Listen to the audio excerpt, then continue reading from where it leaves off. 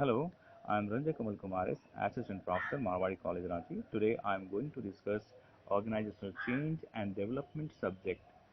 Uh, the topic of this subject, which I am going to discuss, is organizational change as well as the systematic change.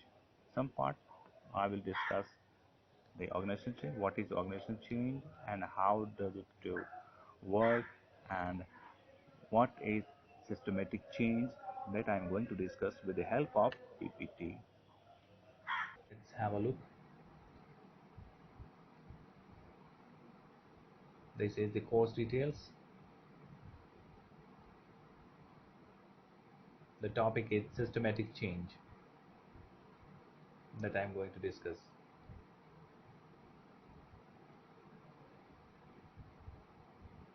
Systematic change. Systematic change is a conscious and concerted initiative by the business firm to keep a constant and intelligent watch over the behavior and influence of uncontrollable and controllable forces, to assess and evolve appropriate strategies and action programs to maintain a dynamic equilibrium between the controllable and uncontrollable forces. As we have discussed earlier, the what are the controllable and uncontrollable forces. That's why I'm leaving these things. Uh, Now we move to the systematic change. The systematic change, there are several steps in systematic change that I'm going to discuss. The step one is identification of the need for change. Step 2, development of new goals and objectives.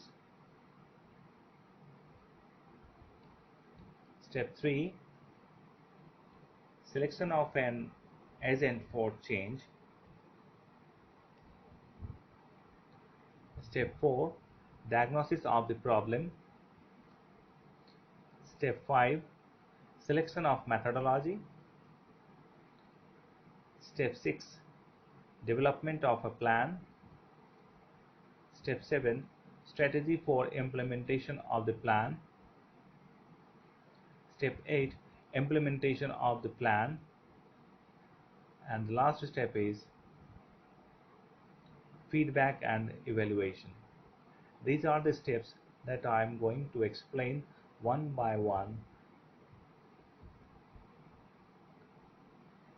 Step 1, identification of the need for change. The first step in the process of systematic change is to identify the need for change and the area of change, as to whether it is strategic change, process-oriented change, structural change, or employee-oriented change. These are the types of changes uh, that they can be a part of this systematic change. Strategic change. Before making a change, what kind of change you are going to do, you must know about it.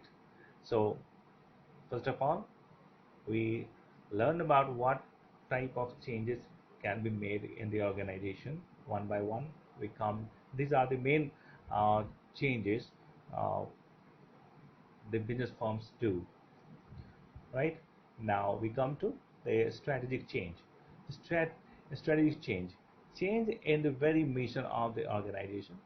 A single mission may have to be changed to multiple missions. Suppose an organization is today a manufacturing organization, and some days it can be a service provider also. That's why the strategic changes. Now, process-oriented change. Changes relate to technology developments, information processing, automation, and use of robotics in the manufacturing operations, replacing or retaining personnel, heavy capital equipment investment, and operational changes. Employee-oriented changes. Changes directed towards performance improvement, group cohesion, dedication, and loyalty to the organization, as well as developing a sense of self-actualization among the members. Structural changes. Changes in the authority and responsibility, decentralized operations, and participative management style have seen more recent trends in the organizational structure. This need for change can be identified either through internal factors or through external forces. Next step is development of new goals and objectives. The management must identify as to what new outcomes they wish to achieve. This may be a modification of previous goals due to changed internal and external environment, or it may be a new set of goals and objectives. Step 3. Selection of an agent for change. The management must decide as to who will initiate and oversee these changes, because it is very difficult task. You can say it is a very difficult task to do changes in the organization, and this may result huge destruction in their organization. That's why they must have the capability to make changes in the organization, whoever is performing this job.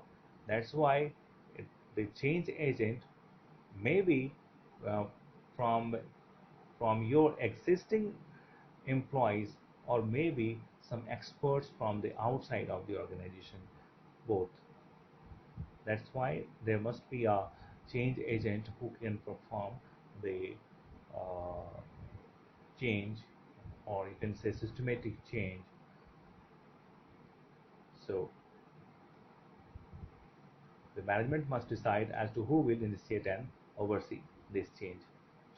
A manager may be assigned this duty, or even outside specialists and consultants can be brought in to suggest the various methods to bring in the change and monitor the change process. Diagnosis of the problem. It is necessary to gather all pertinent data regarding the area or the problem where the change is needed. This data should be critically analyzed to pinpoint the key issues. Then the solutions can be focused on those key issues. Selection of methodology. There may be natural resistance to change, so it is very important to chart out a methodology for change which would be correct and acceptable to all. Participants' emotions must be taken into consideration when devising such methodology. Development of a plan. This step involves putting together a plan as to what is to be done. As for example, if the company wants to develop and implement a flexi-time policy, it must decide as to what type of workers will be affected by it, or whether flexi-time should be given to all members or only designated workers. Strategy for implementation of the plan. The management must decide on the when, where, and how of the plan. This includes the right timing of putting the plan to work, how the plan will be communicated to workers in order to have the least resistance, and how the implementation will be monitored. Implementation of the plan. Implementation of the plan. Once the right timing and right channels of communications have been established, the plan is put into action. It may be in the form of simple announcement, or it may require briefing sessions or in-house seminars, or so as to gain acceptance of all the members, and especially those who are going to be directly affected by the change. Feedback and evaluation. Feedback and evaluation. If feedback confirms any deviation between the goals and the actual performance outcomes, then corrective measures can be taken. Evaluation consists of comparing actual results to the set goals. This, this is all about systematic change. Thank you. Dear students, if you have any doubts or confusion, you can share it in our WhatsApp groups. Thank you.